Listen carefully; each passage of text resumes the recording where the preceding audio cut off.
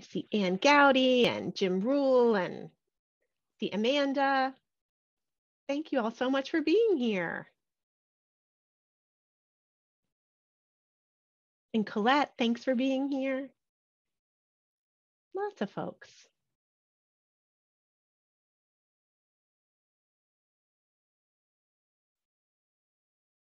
Marie, do we want to kick it to Isabel to welcome everyone, or hang on for a minute? Oh, all right. Yes, well, Isabel. That sounds great. It's hard to screen share and do this and unmute myself at the same time, but Isabel, you're on. All right. Good evening, everyone. Thank you so much for joining us at our Aurora annual meeting. My name is Isabel Ceballos, and I'm currently in my second term as a board member of the Aurora Women and Girls Foundation. In honor of the amazing women and girls that have inspired the foundation for so many years, I'd invite you all to use the chat feature and share the name of someone in your life that recognized all that you were capable of and helped you realize your full potential. So go ahead and give a shout out on that chat to those special people in your life. All right.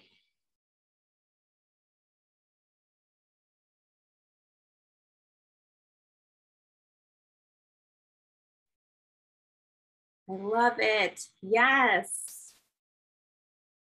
Oh, it's such an amazing feeling to see how many people, have made a difference in our lives. Keep them coming. I'm going to keep going, but keep sharing. This is amazing. Before we officially get started, I would like to walk us through the evening. So we'll begin the meeting by honoring our departing board members and officers who have dedicated so much of their time and talent to the foundation's mission. We'll also get the chance to welcome our new board members and officers. We'll receive an update on research initiatives, as well as our grant making, and the opportunity to hear from some amazing program directors about the work they're doing to ensure women complete their college degrees. And finally, we'll also have the chance to look ahead and hear about upcoming events and partnerships. All right, again, welcome and thank you all for joining us this evening for our annual meeting. I'm now going to hand it over to our board chair, Evelyn Johnson. Thank you so much, Isabel. I would like to take this opportunity to thank all of our board members. I have truly enjoyed the opportunity to serve as the Aurora chair for the last 2 years. And the amazing women who serve on the board are a big part of what made my board term so special. We could have never anticipated in March of 2020 that we would be operating in a virtual environment for 2 years. Despite having to quickly pivot and find new ways to conduct board meetings, support our grantees, continue our signature fundraising events, and create new ways of convening, our board was even more determined to ensure that we continued the work of Aurora to provide support to women and girls when it was most needed. During these unprecedented times, the Aurora board made a collective impact with a rapid COVID response initiative and a goal of updating our research to reflect the significant impact of the pandemic on women and girls.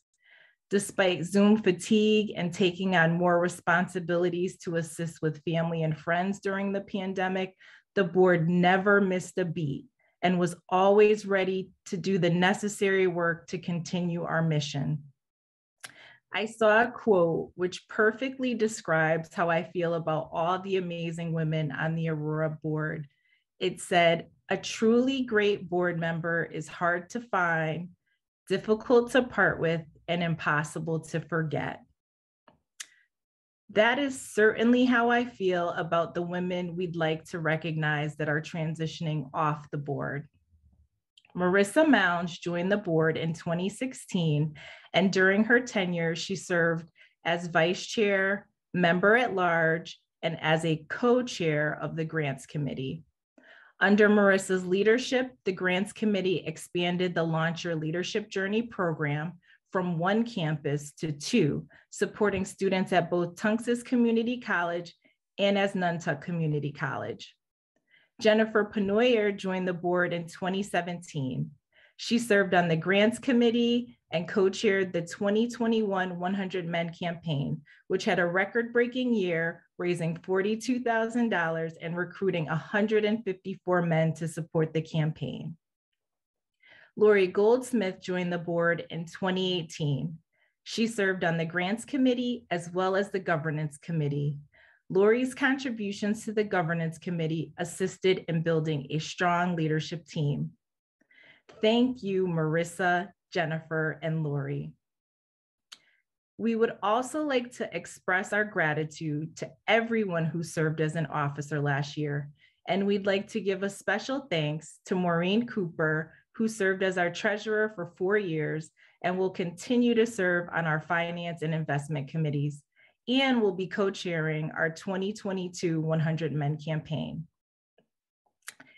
And now I am thrilled to turn it over to our next speaker, our incoming board chair, Meghan Sweeney Burns. Thank you, Evelyn. Good evening, and I have the distinct pleasure of reviewing Aurora's accomplishments under the leadership of our board chair, Evelyn Johnson. These past few years, Aurora could have turned inward. However, under Evelyn's leadership, Aurora looked outward and thought about how it could better serve the women and girls in our community. Through its innovative research, in 2021, Aurora worked with other organizations to author the Essential Equity Report, in which it discussed the disproportionate impact of the pandemic on women of color in our state.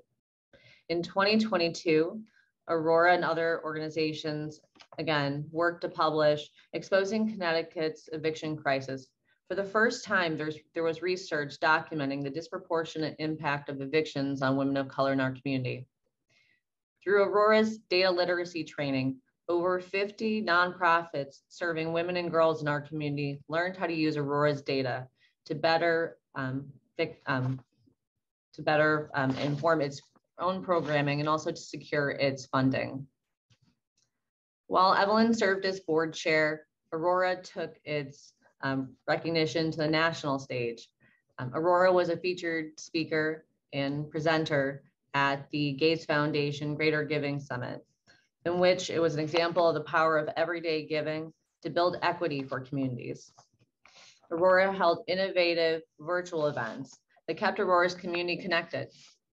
At the 2020 and 2021 Luminary Luncheon adapted Aurora's message for the small screen and continued to share the success stories of our impact in the community.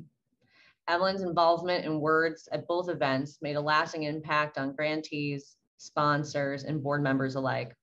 In 2021, the 100 Men campaign went viral and virtual. Host members made videos sharing why they supported women and girls in our community. We reached a new, wider audience and raised record funds. The Giving Circle COVID Rapid Response Fund. Evelyn oversaw the innovative reimagining of our Giving Circle that began as an immediate response to the desperate need created by the pandemic, and that resulted in a dramatic increase in both membership and fundraising. That enthusiasm and community spilled over into 2021 as the membership and fundraising continued to grow in response to the community need and to come together to pool resources for women and girls. Building and supporting a staff. Evelyn has been a champion of women and girls in the community, but also within Aurora. She's championed our own executive director, Jennifer Steadman, to pursue leadership opportunities to grow as a leader for Aurora, but also for women and girls, encouraging her participation in the How Women Lead, Women Leaders for the World Fellowship, deepening her network with the Women's Funding Network, and also in her leadership position on the steering committee for the Connecticut Collective for Women and Girls. Evelyn's also participated in the hiring process for our current board, our current staff, Amber, Marie, and Trinity, helping to make strategic staffing decisions to grow Aurora and to bring talent and skill sets needed for that growth. Evelyn has been an effective, thoughtful, responsive, and collaborative board chair. She's the first to give thanks and gratitude to those around her and often the last to speak. Evelyn has been the steady hand that has kept our boat on course these past 2 years. Her commitment to Hartford area women and girls and to our board has been unwavering. And with every challenge that's been presented, she's faced it head on with both grit and grace. She's a leader in the truest sense of the word, and I'm humbled and honored to have served alongside her and learned from her during her tenure. I sincerely want to thank and recognize all of Evelyn's contributions and achievements as the chair of this board.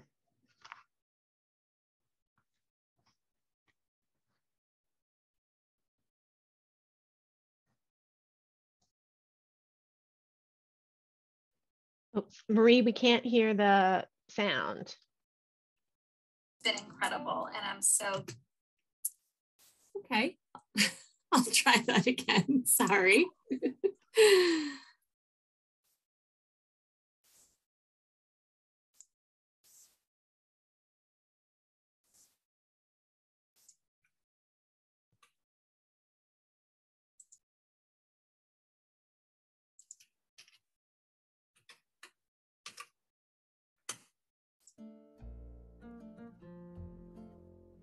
Evelyn, thank you for being you. Thank you for giving of your full self to the women and girls of Greater Hartford. Your thoughtful and steady leadership has been incredible, and I'm so grateful to work beside you. Hi, Evelyn. It's Amy Miller. I'd like to thank you so much for serving as the chair of the board for the Aurora Foundation for Women and Girls.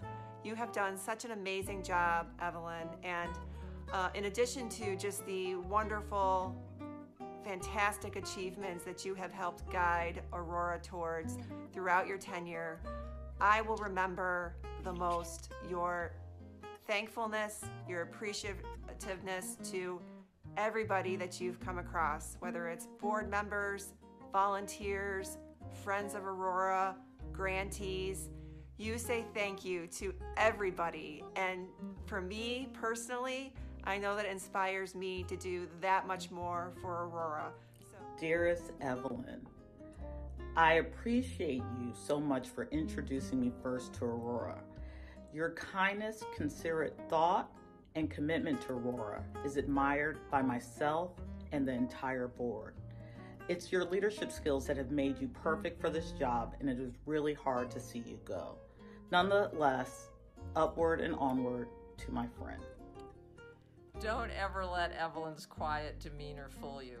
She is a strong and effective leader who encourages both dialogue and bold action. Her desire to seek out and understand the needs and perspectives of others is absolutely genuine. And Evelyn always credits and thanks others, board members, staff, volunteers, committee members, donors, community leaders, grantees. She always thanks other people for their commitments and accomplishments, both big and small. Evelyn, thank you so much for your leadership and for all that you have done and will do in the future for Aurora and the women and girls of Greater Hartford. Hi, Evelyn. I wanted to thank you so much for your time and commitment over the past couple of years for being the chair of the board of Aurora. I have so appreciated your time and commitment. You've led with professionalism and intelligence and a commitment and a dedication that is really admirable. It wasn't always easy. Many Zoom calls and meetings during COVID crisis certainly could have been very stale and awkward and difficult, yet you kept us all hopeful and encouraged, and you did so in a way that is really admirable, and your stewardship is truly appreciated, and I thank you very much. Evelyn, thank you for such good leadership during your presidency.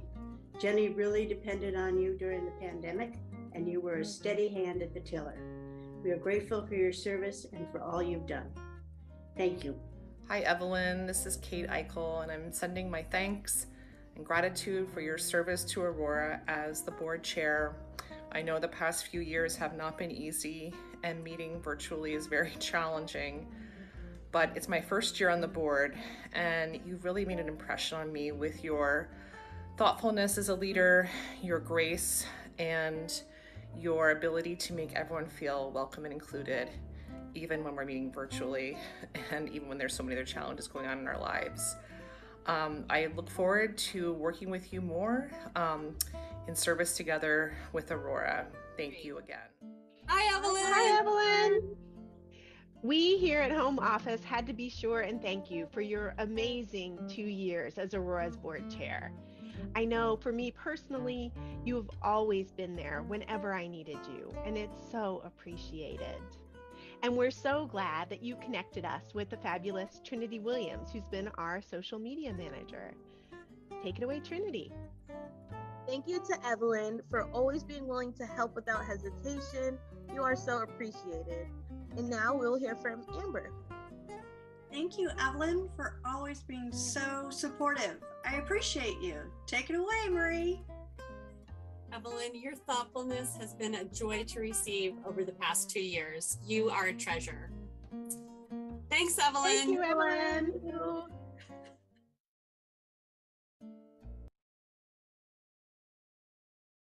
That was great to hear from Evelyn.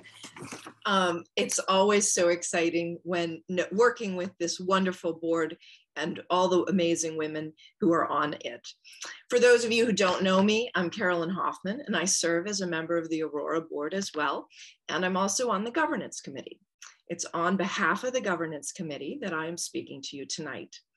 I have the absolute honor of introducing Aurora's new slate of officers and welcoming our newest members of the board for the coming year. I hope you will join me in welcoming them and thanking them for their service using the chat. Our incoming board leadership will be chaired by Meghan Sweeney Burns. Our first vice chair will be Isabel Ceballos. Our second vice chair will be Karen Diaz-Mike. Our treasurer is Amy Miller. Our secretary is Lindsay Martin. Our member at large will be Megan Stocklin. And our second member at large will be myself, Carolyn Hoffman. I also have the wonderful pleasure of introducing you to our newest members of the board of directors. Please help me welcome Karen Lott and Maureen Zavatone. Congratulations, everyone. I know that under your collective leadership, I'm confident that Aurora will continue to make a profound impact on the women and girls in our community. And now I'd like to turn it over to our fearless leader, Dr. Jenny Steadman. Thank you so much, Carolyn. I am so grateful to work with you and with all our amazing board members. You all inspire me with your dedication to women and girls and with the care and thoughtfulness you put into building a community of supporters, donors, and volunteers like all the new members of our Luminary Fundraising Committee. You share your passion to make the world better, and the result is, as we'll hear shortly, magical. Magic can require a lot of work behind the scenes, and I am so thankful to lead an amazing team. We're thrilled to introduce many of you to Amber Anthony, Aurora's new development manager. Amber came to us this time last year as a fellow with the Encore program, with the idea that she would work on one project, our virtual 100 Men campaign. When that campaign surpassed all previous fundraising, thanks to Amber's work with our amazing chairs, Lee Hoffman and Jen Penoyer, and our host committee, we couldn't let her go. Trinity Williams has been making us look good online as our social media coordinator for 2 years. She's about to graduate from CCSU, and we are grateful for her hard work and so excited for her bright future. Marie McNamara just celebrated her 2nd anniversary at Aurora as our program manager.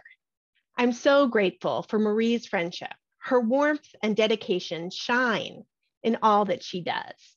She is the glue that holds Aurora's community together, but maybe we need something a little more sparkly to talk about Marie, maybe glitter glue. From our grantees to our Giving Circle members to our table hosts, everyone's day is better when they have a chance to connect with Marie. To stick with our magical theme, Aurora's research and data offer a special kind of magic.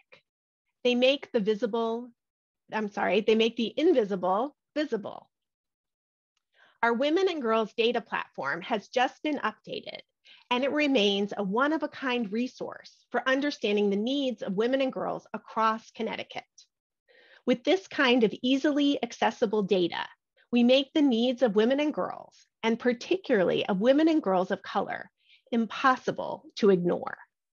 Thank you to the Sari A. Rosenbaum Fund for Women and Girls at the Middlesex Community Foundation and the Richard P. Garmany Fund at the Hartford Foundation for Public Giving for supporting this vital resource. 2021's Essential Equity, Women, COVID-19, and Rebuilding Connecticut report built on the foundation of the Women and Girls Data Platform. Aurora was proud to lead the statewide coalition of women's funds, nonprofits serving women and girls, and state agencies who work together on research priorities, data gathering, and policy recommendations. Thanks also to our partners at Connecticut Data Collaborative, we led the nation in gathering and analyzing this crucial information. Essential Equity measured the disproportionate impact of the pandemic on women of color and their families, so that we could begin to address it with significant investments in caregiving, healthcare, housing, and education and job training to provide relief and recovery. This data also makes clear that women are a driving force in Connecticut's economy, and any effective plan to recover and rebuild needs to center women workers. We've shared Essential Equity throughout Connecticut and also on the international stage of the Gates Foundation Greater Giving Summit. It's just past our year anniversary of appearing there, so we just had to mention it. While we were one of the first to provide this vital information on the impact of the pandemic, we knew that it could not be our last effort to document the gender and racial inequity that has been exacerbated by the crisis. On February 8th, you may have joined the 400 viewers who tuned in for our release of Exposing Connecticut's Eviction Crisis, a research collaboration with Connecticut Data Collaborative and Connecticut's Fair Housing Center that for the first time ever showed the gender and race of those facing eviction proceedings. An interactive map shows where evictions have been filed since 2017 and includes those filed and executed during the pandemic. As the moratoriums on evictions end, we are already seeing a return to pre-pandemic levels, with women of color disproportionately affected. Eviction can be devastating to women and their families. The cost of lost work for court appearances, the overwhelming outcome that evictions are executed and women are rendered without safe and affordable housing. The fact that even if they win their eviction case, their credit record is marked with an eviction proceeding that makes it difficult to find new housing. Documenting how gender and racial inequity furthers the harm can help us effectively advocate for affordable housing initiatives and for continuing the new right to counsel legislation that offers help to women and their families that has previously only been available to landlords. We would like to express our thanks to the William and Alice Mortensen Foundation for their support of this important project.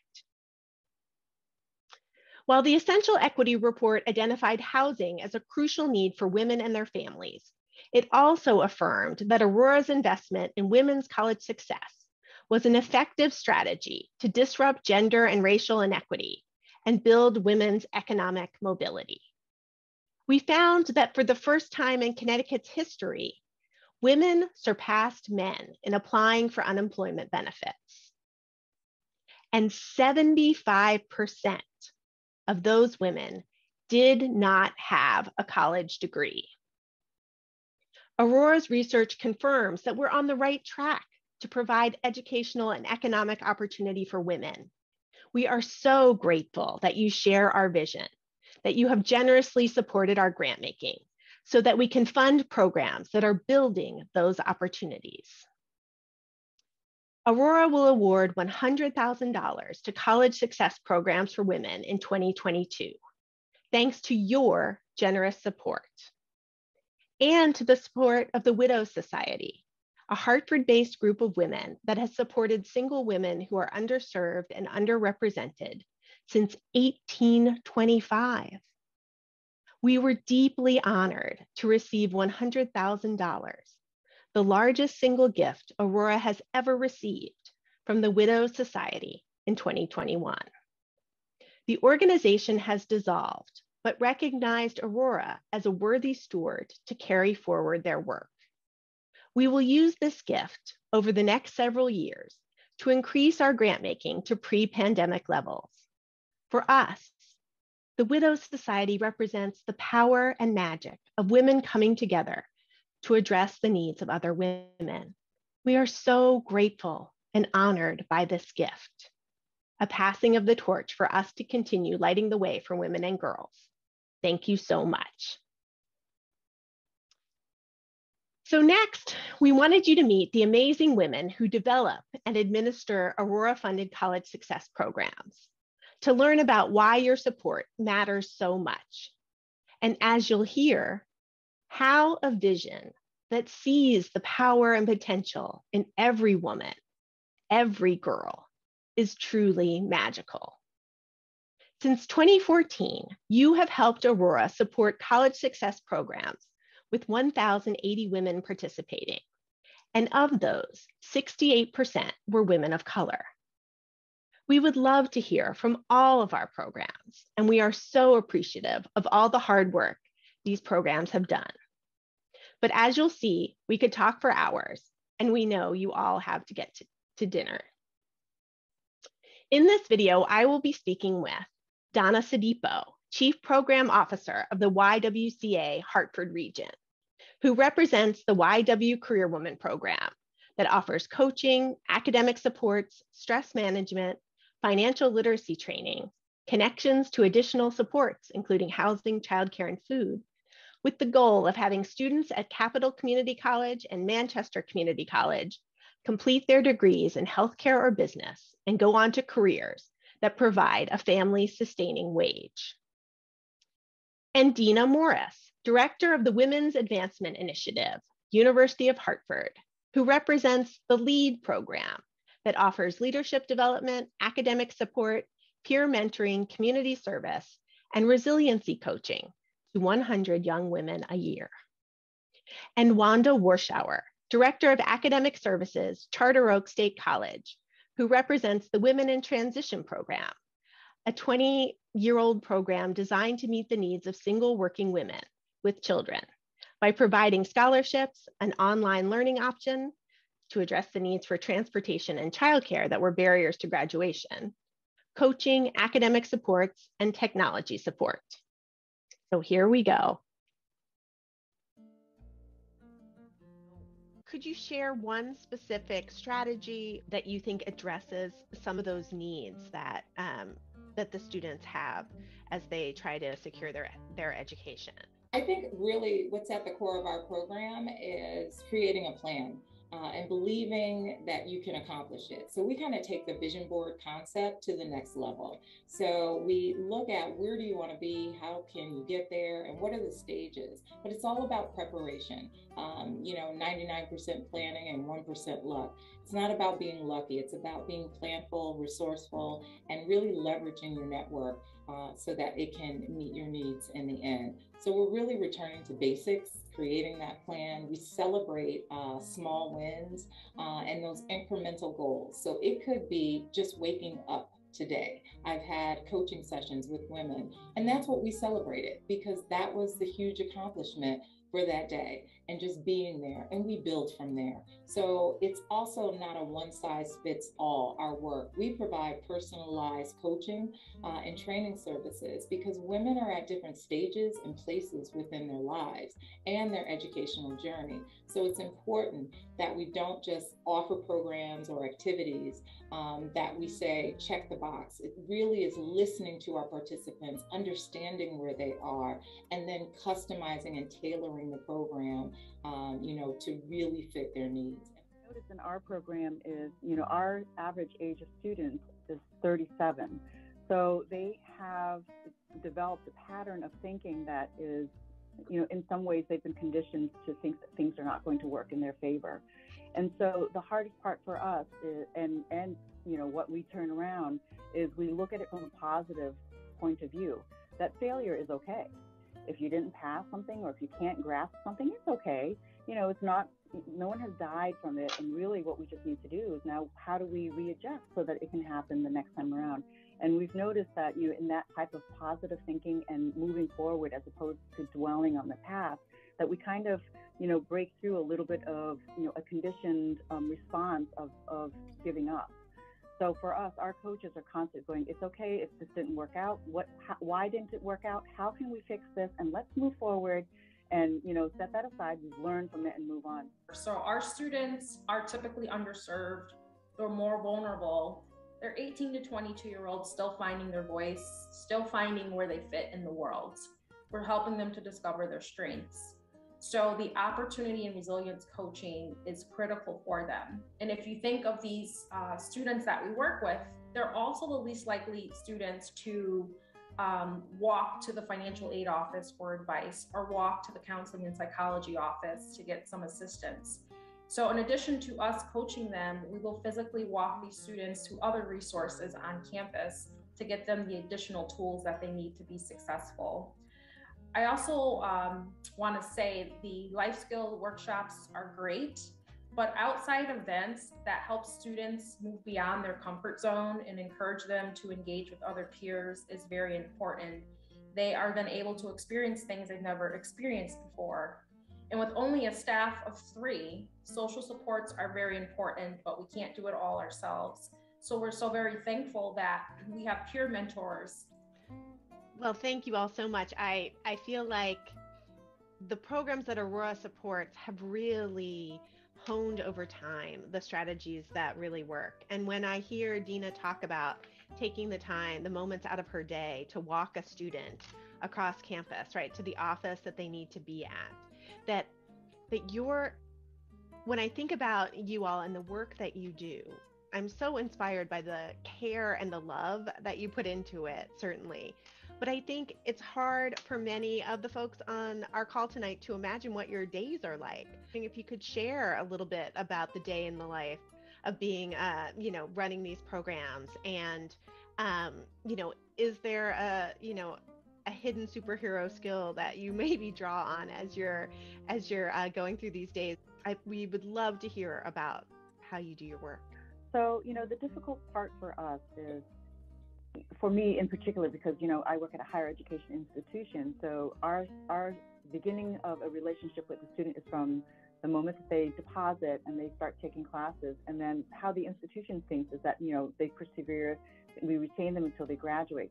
But what they don't understand is the relationships and the trust that needs to be built in that time frame. So for, what you're saying, Jenny, is, how do we do it? How do we find that time? I think we find that time because we really do care about the students that we have. The difficulties for me, the unexpected tasks that I have to find and actually reconcile with myself is that I can't do it all. And so I do take some of their worries home. I do internalize a lot of their fears and what's going to happen. Sometimes we have students who are on the brink of homelessness. So what, external resources can we connect them with? That I'm, Donna and Dina are right alongside with me is that, that is our superpower, is that we do care enough that we're not just going to say, okay, it's 5 o'clock, so my day is over and I'm not going to worry about the next problems until 8 o'clock tomorrow morning. We do mull over it and, finding a solution and being able to make a connection so that the student can then connect with another resource that would then, bridge them to the next point is our superpower. That's what we do well, and that connection and networking. No day is exactly the same, but we also recognize that no task is too insignificant for us or that we can't pitch in and do it. So we try to expect the unexpected. But sometimes you have a day where you're in meetings, you're planning events, you're writing marketing and communication plans, and you are trying to do other things that keep the organization running. But we've had days where, students come to our office with tears in their eyes, or they're having a full-blown panic attack or experiencing anxiety, or they just had a death in the family. They don't know what to do. They don't know who to turn to. They're miles away from home, or they're not in a position to even drive home if they live locally. So you stop what you're doing, because in that moment, it's not about you, it's about the student, and it's about helping them get through whatever they're experiencing at the time. So we provide that listening ear. What do you need? How can I support you? How can we get through this together? And we're very proactive in bringing them to other resources that's going to help them get through that moment. Because as you mentioned, at that moment, they're not focused on academics and their grades. They're focused on, how do I get through the next minute? How do I get through the next hour or the next day to continue on? So it's being selfless and realizing it's about the students that you serve and helping those young women thrive in what they're going through. And I think the other thing that we teach our students is that give yourself permission to pause. It's okay to take a moment for yourself. It's okay to take a moment to not balance so many other responsibilities. We teach them to say yes to opportunities, but we also teach them to say no to things that they can't fully commit to and that they need time for their own self-care. So I guess our superpower, if you would say, is being selfless and being proactive. When we're proactive to plan all the logistics of our careers, then we're able to put things aside and be reactive when we need to be in the moment and be there for our students. And I would just further add, time management really helped me as a superpower. I actually took on a caseload for over a year, and I personally coached over 20 women from Capital Community College while doing my current job, Chief Program Officer. And individuals like you, Jenny, you would call and say, how are you doing? And I actually think the superpower for me came from them. Their strength and what they were going through, to me, was nothing like taking on 20 amazing, brilliant, resilient, empowered women that would trust me enough to share their journey and their story with me. It fueled me. And my husband would be like, it's late and you just got off a call and you have so much energy. And I'd be like, yeah, and it would be just, if they can do it, who am I to complain? But it was really the women that are on our caseload. They're not numbers. They have names. They're not needing to be picked up, or, the poor, impoverished. That story is over. These women are talented. These women are doing so much that, that narrative needs to change. And we're here to elevate that narrative for the women who are out there thriving, reimagining their futures. I mean, we just had a time of the great resignation in the She session. And now women understand, I could be an entrepreneur. I can, move into any space that I can accomplish. And nursing doesn't feel like the dream that they can't accomplish. I mean, we need to study, we need to do those clinicals, we're going to buckle down, we're going to have a plan, but guess what? You can do it. And I feel like that is the superpower that this work brings to me. Thank you so much, Donna. Doesn't everybody want Donna to be their coach? I know that I do, and sometimes I call her just when I really need that. Well, and so I think she's really led off into the last thing I wanted to talk about, which is what inspires you, what keeps you coming back, right? What we really want to hold up and uplift is that you all do work that is difficult and but so important, that we really see you as our inspirations, certainly here at the home office at Aurora. And so I would love to hear what inspires you and what keeps you going. Just on a personal level, I come from, an underserved population myself. My mom is Vietnamese, has 3 daughters, single. And so she didn't speak any English. So we girls had to translate for her. So I see a lot of what these ladies are experiencing as well. On a personal level, I see that. And then the fact that what we're doing matters. It matters. It takes a village it's the humanitarian thing. We need to take care of each other in order for us to be able to thrive as a society. We can't have single moms and their children perpetuating each other in this, cycle of poverty. If we can help one, if we can help two, and they can help their kids and break out of that cycle, then what we've done matters. So I'm living and breathing the mission of what Charter Oak does, but also, what the Aurora Foundation is doing. And we wouldn't be able to do it without support, because if you didn't have the support financially, even with, Jennifer, we have used your workshops with some of our students for them to be able to just, have another network, to hear another voice of someone else who's going through the same things as them. It just connects people, and it makes us remember that we are all individuals and that we can't do it without each other. I appreciate seeing our students grow. I appreciate them celebrating their accomplishments and their achievements in life and taking us on that journey with them. It's called the LEAD program, Leadership Education and Development. But when students finish, we call them lead hers.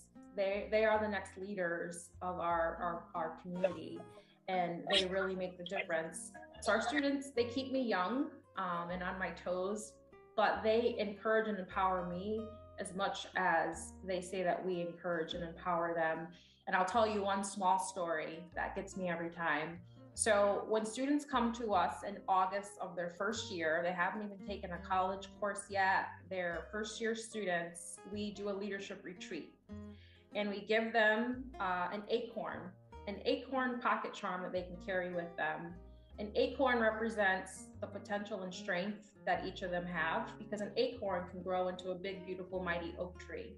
So we give them a pocket acorn from a Harvard College Women campus. And throughout their college years, we encourage them to take that acorn with them on days when things are hard, in days where they're celebrating great accomplishments, on days when they have a job interview. Until this day, we've now graduated 6 classes of LEAD students. They still carry those pocket charms of acorns with them to get them through life. So what inspires me is seeing these young women grow and thrive, and in turn go and make a difference in their community, from that small acorn to great potential that they have to continue growing. Those young women can continue to make me proud every single day.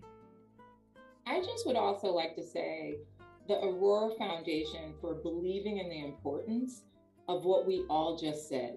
Dina, Wanda, myself, you can't always measure it with a deliverable or outcome, but it's at the core of what everyone needs in terms of mentoring and coaching and that human connectivity and that resource to just like bounce an idea off of so you don't make the wrong decision.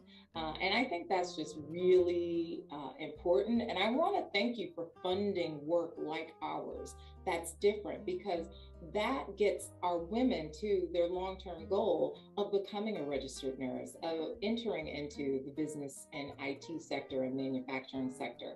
But if we ignore it, many of the women may drop out because it was too overwhelming. And I think that that's just something I really want to recognize. I also want to recognize Aurora Foundation for being data-driven and helping us understand the importance of the data and the backstory to support and elevate the work that we're doing. We take that message, we carry that message to our participants and our women. They're empowered with it. And they're like, we're going to change this narrative, not just for us. It's no longer about just my degree. It now is, how can I change and be an example and a model for other women that are coming into the college and into the program.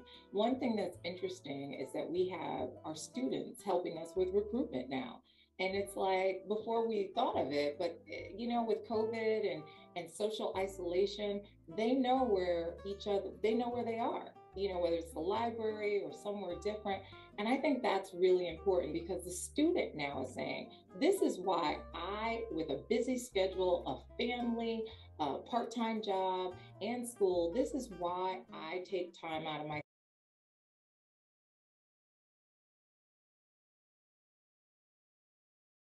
schedule to invest in YW career women. And to me, that is one of the most important things and response that any participant or student can give us. And I just really thank Aurora, the board members, for volunteering, for mentoring me, for listening to me and uplifting me, taking our calls, but allowing us to authentically show up and all of our glory in some days, and then all of our, emotions in others. And I think that that is the beauty of a women's organization. And I just really want to elevate that. And it's something that you don't have everywhere. And this is something magical. And I just thank everyone for their support.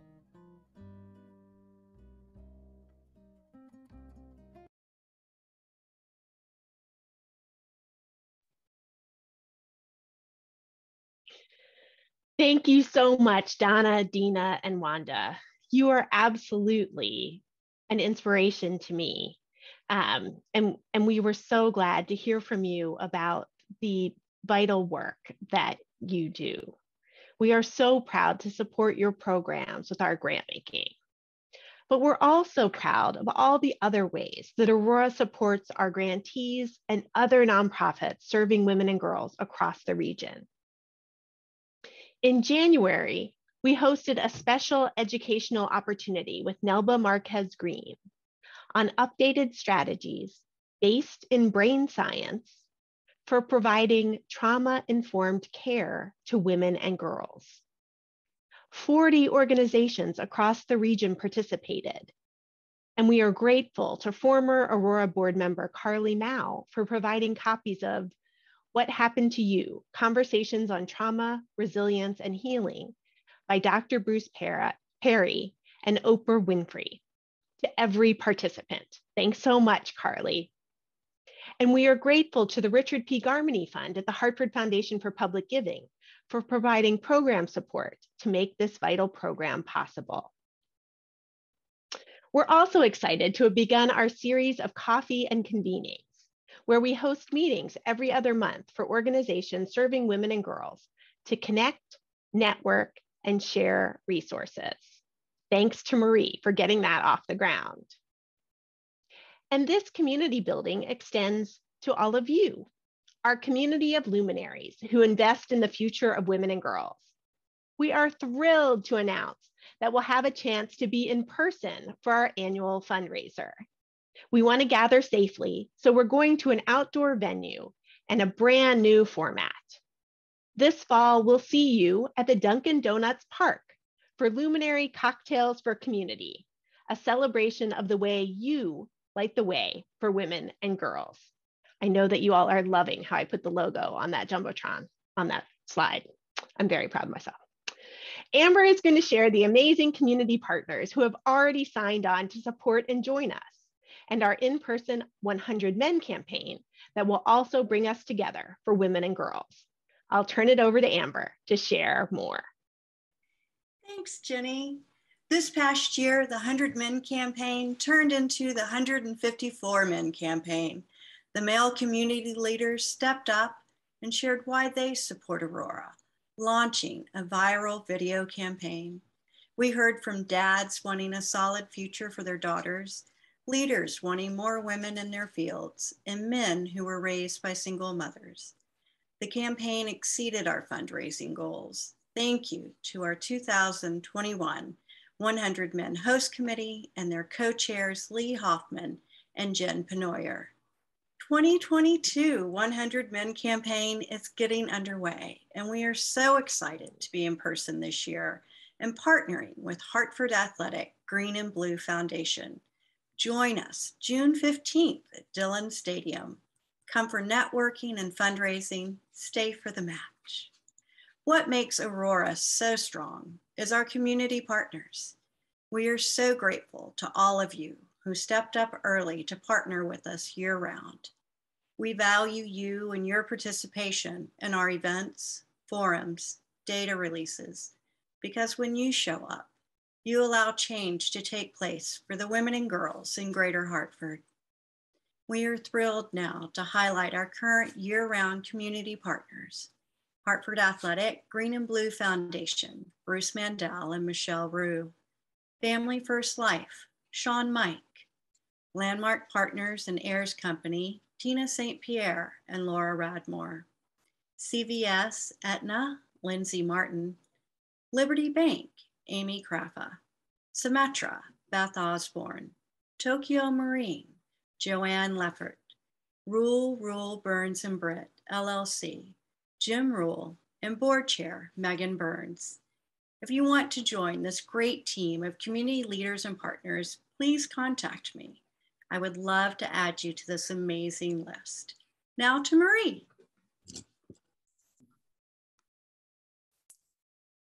Thanks, Amber. I finally turned on my screen, and I apologize because I can't see everything that's going on. But as Meghan mentioned earlier, our 2021 Giving Circle used the data from our Essential Equity Report and identified childcare, housing, and mental health as key areas of need that would suffer the most as the pandemic continued. Our Giving Circle members once again answered the suffering with empathy and generosity. In just 3 months, we raised a record-breaking $23,000 from 51 members, doubling the amount of members from past years. By eliminating a minimum donation, we saw gifts ranging from $25 to $3,800, with 100% going directly to the organizations doing the work. Watching this community grow in numbers, dollars, and diversity of membership, we saw the impact of all giving amplified. You join a community and meet the nonprofits that are making the biggest impact in supporting women and girls in the areas that need it most. By coming together, your gift has a greater impact than giving alone. You can donate with purpose and confidence. This year, we again used our data to help. To engage members even further, we put out a poll with 3 options to focus on. Again, our members voiced their recommendations, and the Giving Circle 2022 focus will be helping girls recover from the impacts of the pandemic. I start to joke up all the time. Our data shows that moms and families were struggling with childcare, health, hunger, and housing. We'll be bringing in an expert to talk about the effects on girls and their education, their access to mentors and role models, social and emotional intelligence. How can we help them recover and build for a brighter future? We hope that you will join this year's Giving Circle to be part of the solution, be part of our community. And Jenny will now share how you can get involved.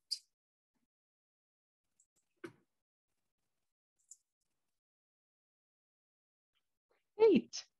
Thanks so much, Marie. Okay, so now it's time for a call to action. Here are the ways that you can join us as we go forward to highlight our events that are coming up. You can contact Marie and join the Giving Circle. That'll get started in May and June. You'll be seeing lots more information about that. Then you can join us on May 7th with our fabulous partners at the Hartford Athletic Green and Blue Foundation. We're doing a special pack for one of our favorite nonprofits, Dignity Grows, to help address period poverty in Hartford. So you can join us from 3 to 5 on May 7th and then stay for the game afterwards.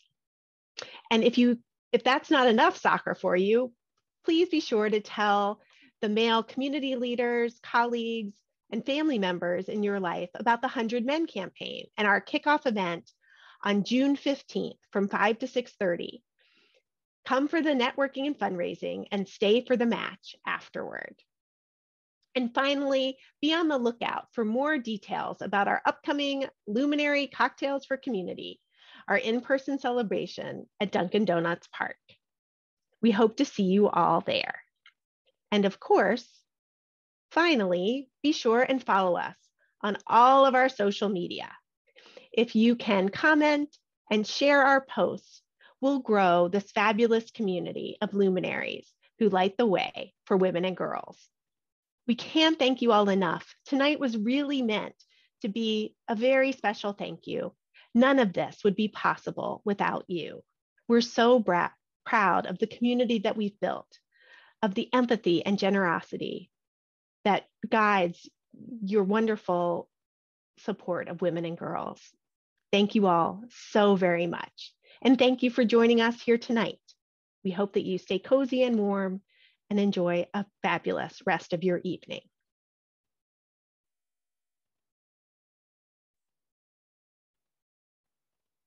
Thanks so much.